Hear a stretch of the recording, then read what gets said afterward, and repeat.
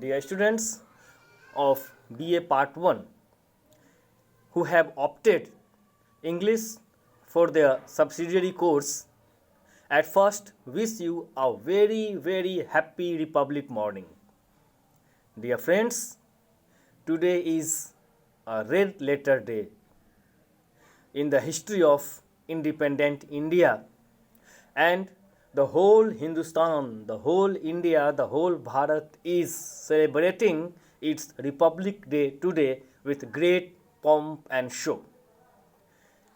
Dear students, we have got our freedom and we have got our constitution. It means both our independence and our republic have been earned by the sweat of our brow. We have sacrificed so many lives, and now it is our responsibility to safeguard it. It is our responsibility to take our country to the dizzy heights. It is our responsibility to keep our country sound, sweet, healthy, and handsome. In one of my videos, or rather in my previous video, I have just introduced you to your syllabus, and at the same time I have given you some outline of one of the essays which have been provided to you in your anthology, that is Exploration of Ideas, and that very essay is India, Our Motherland, written by Swami Vivekananda. So in that video of mine, I have just discussed it very briefly, or in a very nutshell you can say, and in that video I have just focused upon the life sketch of the great saint, you can say, the great revolutionary of modern India, that is Swami Vivekananda. Dear students, you know it very well that Swami Vivekananda was born in 1863 and he left this world for his heavenly abode in 1902. So he has lived upon this earth just for 39 years, and in those 39 years he has done a human service not only for India but for the whole of the universe, but for the whole of the world, you can say. So he was a revolutionary man. He wanted the real freedom. He wanted a society free from social evils, free from wickedness, free from illiteracy, free from laziness, free from almost all the evils. He left for his heavenly abode in 1902, and India has got its freedom in 1947. So he has observed, rather he has lived the life of a slave, because when India was the colony of Britain, we all were the slaves, leading a life of slavery, having no desire of ours.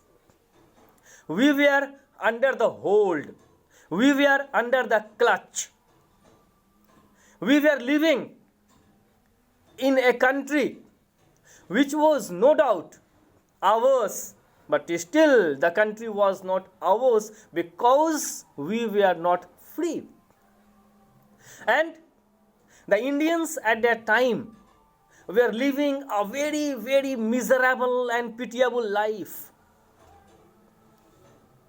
The Indians were reeling in poverty. They were groping in darkness of illiteracy. They were not free to think freely about their own good, about their welfare, about their happiness, about their health. So it was a very hellish life.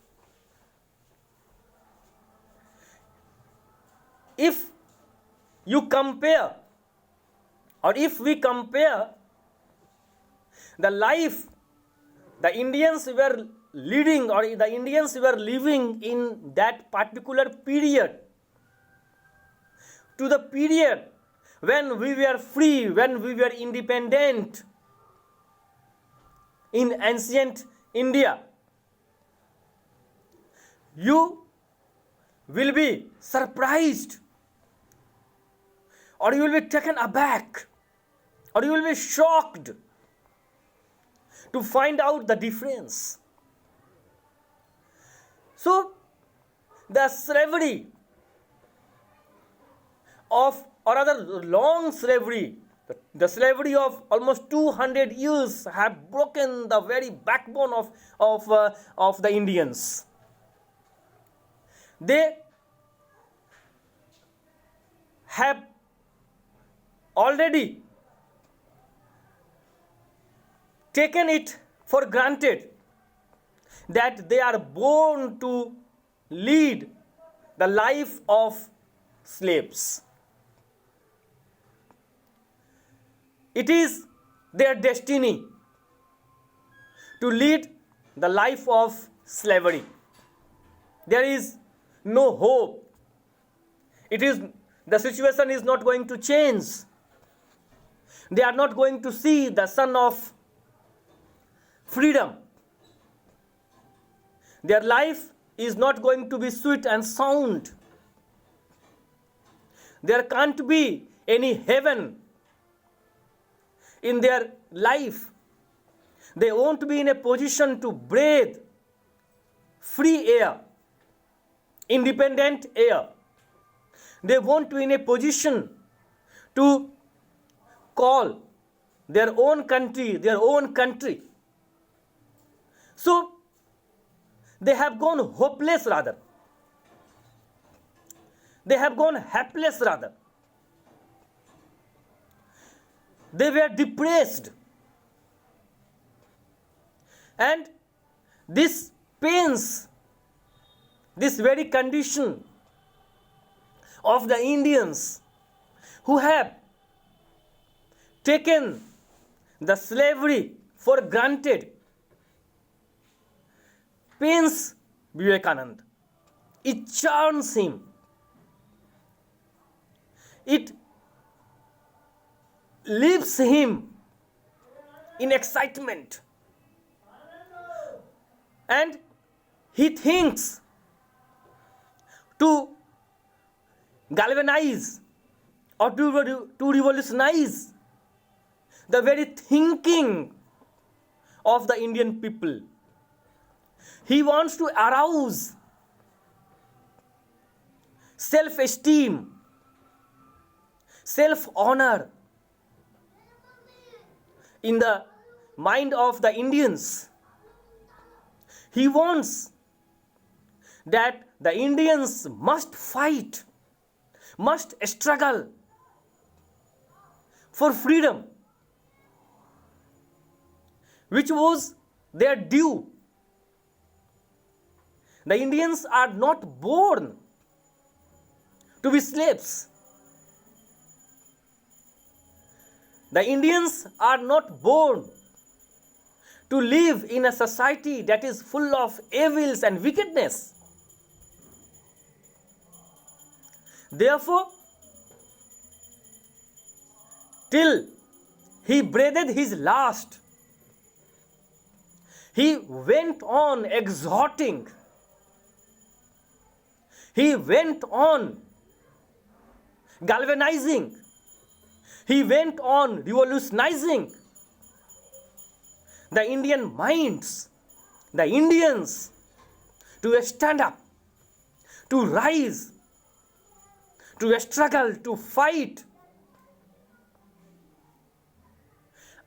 till they get their goal. Utthishta, Jagrata and Prapya Varani Bodhat. उठो, जगो और तब तक चलते रहो जब तक कि तुम अपने गोल पर नहीं पहुंच जाते हो, जब तक कि till you get your goal. He wanted that all the Indians should set a goal, to set a target, and they must strive continuously. They must strive with almost all the sincerity to hit that target, to reach to that particular goal. And Vivekananda also knows this fact very well, that if India dies, if India loses its identity, it will be dangerous for the whole humanity. If there is no India, how can there will be life? How can there will be happiness? How can there will be health inside the world or throughout the world, you can say. Dear students, India is not a geographical identity only. यह केवल एक भौगोलिक सत्ता नहीं है. Ramdhari Singh Dinkar, the great Indian poet, great Indian Hindi poet, you can say, Ramdhari Singh Dinkar writes a poem, and there in that poem he says, "Vridha mat lo Bharat ka naam." And in that particular poem he points out that wherever there is love, wherever there is peace, wherever there is happiness, wherever there is education, wherever there is the knowledge of light, wherever there is a brotherhood, wherever there is bliss, there is India. Because if you try to get the meaning of the word, of the shabd, that is Bharat, तो भा means प्रकाश, light, और रथ से भरा हुआ. It means India is a country, Bharat is a country of light. This light is the light of knowledge. This light is the light of love, brotherhood, fraternity, unity, love, bliss, blessings, and so on. So in the very beginning of the essay, deals with the concern of the writer, the concern of the essayist, or the concern of the great personality, that is Swami Vivekananda, not only of India. He, in the very beginning of the essay, he seems to be concerned with the whole humanity. He is not very much in doubt, or very much in panic or terror that what will happen to India. But one doubt is there in his mind, that if something wrong, if something accidental, if something unprecedented happens in the case of India, and India loses its identity, it will be completely annihilating for the whole of the world, you can say, for the whole world. See the very beginning of the line of the essay, you can say. What he says, shall India die? And there is a question mark there. He puts a question mark against the humanity, against all the Indians. Shall India die? क्या भारत मर जाएगा? And there is a question mark. He wants its answer. Shall India die? What a start! What a startling start that this he gives to his essay, you can say. What a revolutionary start! What a thought-provoking start! What a churning start he gives to his essay when he says, "Shall India die?" क्या भारत मर जाएगा? And then he says, then from the world all spirituality will be extinct. There is a sambhavna, it is the possibility. The writer, the essayist, the visionary, the essayist who is a visionary, thinks of a possibility of India's death. India is no more upon the earth. There is no India. Then what will be its repercussion? What will be its result? What will happen to the whole world after that, when the world will be India-less, when there will be no India? What will happen? He says, then from the world all spirituality will be extinct. Extinct मतलब होता है विलोपित हो जाना, खत्म हो जाना. And what does this it tells? Then if India dies, what will happen? The world, there will be no spirituality. Spirituality will be extinct. And what will happen? Just like spirituality is the soul of life. Spirituality is the soul of bliss. Spirituality brings heaven upon the earth. It is spirituality which makes life livable and lovable. What will happen? It is our soul that keeps us alive. When the soul leaves our body, what happens? Our body becomes a corpse, having no value, having no meaning, having no power. And ultimately, that dead body is cremated or is buried, because there is no importance of the body without the soul. The same condition will happen if there will be no spirituality. The world will be useless. The world will be devoid of real happiness. The world will be a barren land. It will turn into a wasteland, which T.S. Eliot describes in his poem, The Wasteland.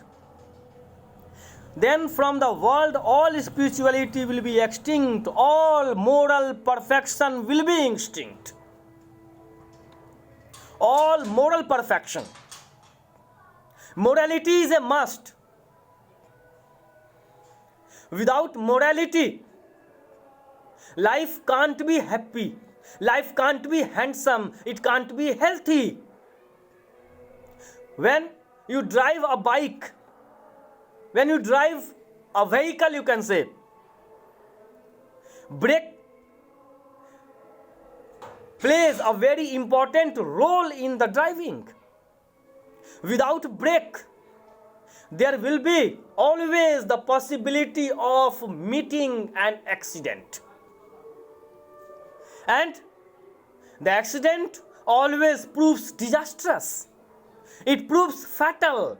It is always dangerous. It destroys. And this is morality. Morality is the brake in the life vehicle or in the vehicle of life. So, spirituality and morality both are necessary for the sound functioning of life upon the earth, for the good of the humanity, for the health and handsomeness of humanity. And if India dies,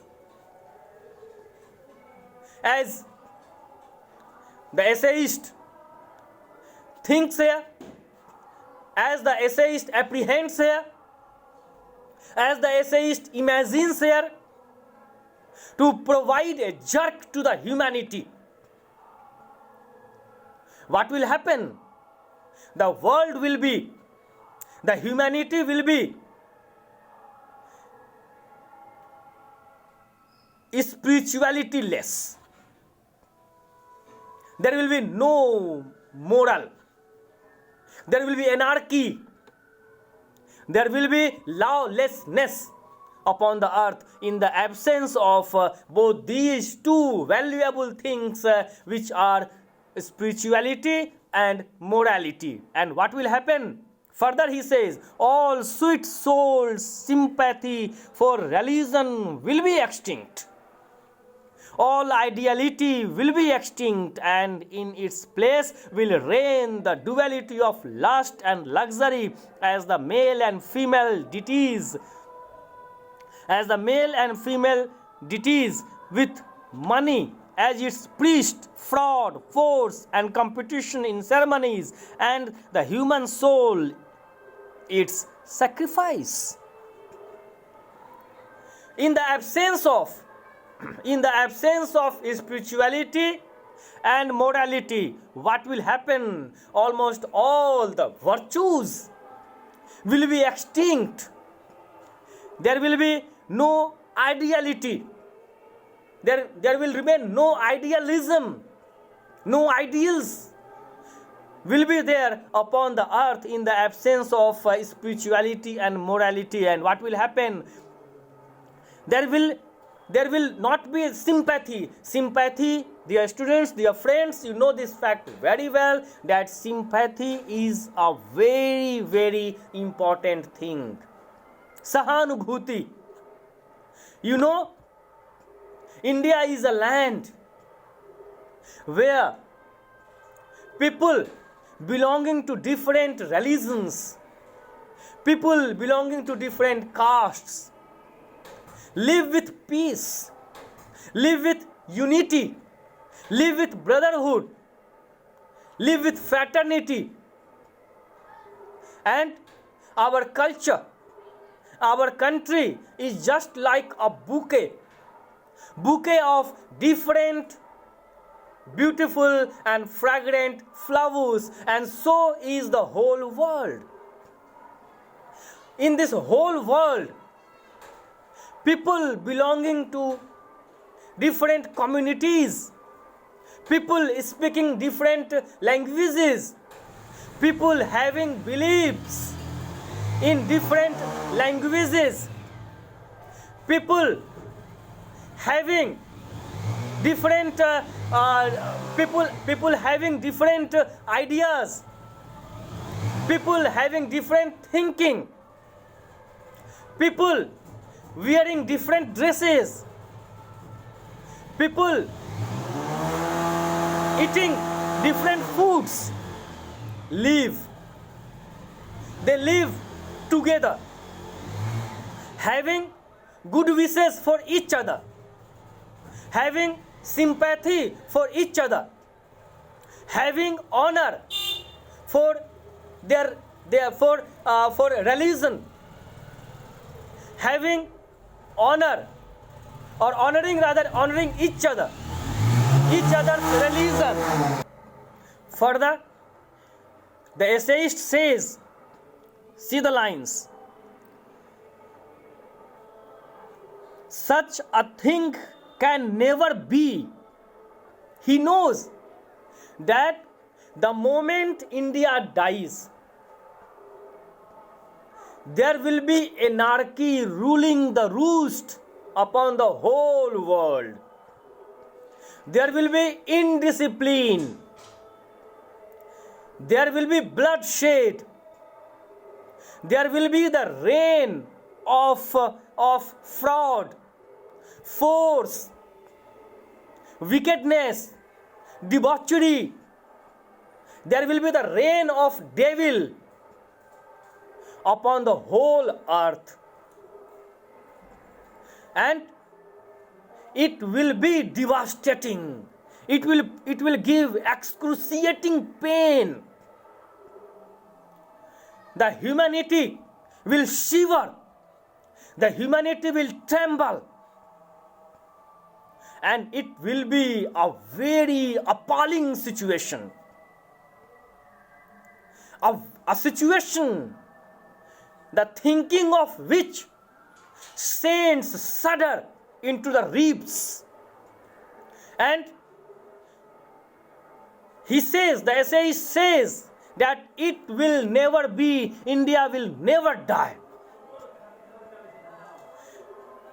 He and the other great personalities, other great persons will not let it happen. वो ऐसा होने नहीं देंगे. India को मरने नहीं दिया जा सकता है. इंडिया को, भारत को खत्म होने नहीं दिया जा सकता है. Because without India, there will be no happiness. There will be no health. There will be no charm. There will be no bliss. There will be no peace all around the world. So, India has to remain. India has to remain not for its own sake, but for the sake of the whole humanity, for the sake of the whole world, for the sake of almost all the people living upon this earth as brothers and sisters. Then he says, can you adduce any reason why India should lie in the ebb tide of Aryan nations? It is she inferior in intellect? Is she inferior in dexterity? Can you look at her art, at her mathematics, at her philosophy and answer yes? I have told you, the age-long slavery have depressed the Indians. They think very ill of themselves. They think themselves ill-fated. They have forgotten their glorious past. They fail to realize their power, their strength, their intellectuality. And here, Vivekanand, like Jamwant in Ramayana,